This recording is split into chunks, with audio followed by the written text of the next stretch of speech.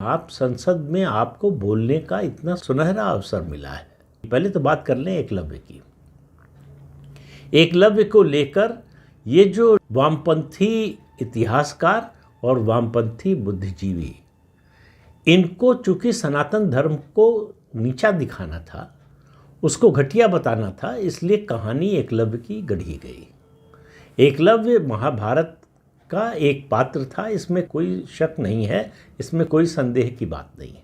लेकिन जो कहानी सुनाई जाती है कि उसने तीर चलाया और कुत्ते का मुंह खुला का खुला रह गया और कुत्ता घायल नहीं हुआ, उसके बाद द्रोणाचार्य ने उससे दक्षिणा में उसका अंगूठा मांग लिया, और फिर बताया जाता है कि इसलिए मांग लिया एकलव्य ट्राइबल था।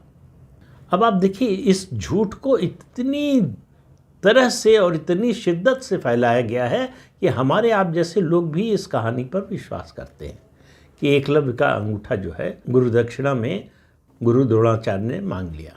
पहली बात तो यह है कि एकलव्य को जो बताने की कोशिश होती है, इसमें अंगूठे से ज़्यादा जो ध्यान है वो ये बताना कि चूँकि वो सवर्ण नहीं था इसलिए उसके साथ ऐसा व्यवहार हुआ, चूँकि वो ट्राइबल था इसलिए उसके साथ व्यवहार हुआ। उस समय का जो भारतीय समाज था, वो समाज के जो दबा कुचला वर्ग था उसके साथ अत्याचार करते थे, उसको आगे बढ़ने का मौका नहीं देते थे, उसकी मेरिट को नहीं पहचानते थे, उसको रोकने की, उसके विकास को रोकने की कोशिश होती थी।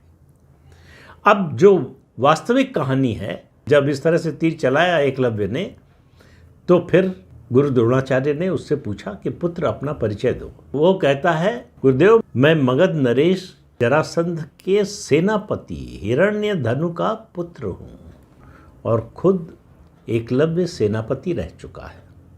तो ये बात जो है कई बार आपने सुनी होगी, सुधांशु त्रिवेदी जी के मुँह से ये कहानी सुनी होगी कि भाई दो में से एक बात तो मान लीजिए। पहली बात तो ये कि वो ट्राइबल नहीं था, और मान लीजिए कि आपकी कहानी को मान लें कि वो ट्राइबल था, तो उस जमाने में भी ट्राइबल मतलब इस समाज के लोग राजा के सेनापति, प्रधान सेनापति हुआ करते थे, यानी एकलव्य के पिता तो सेनापति ही थे।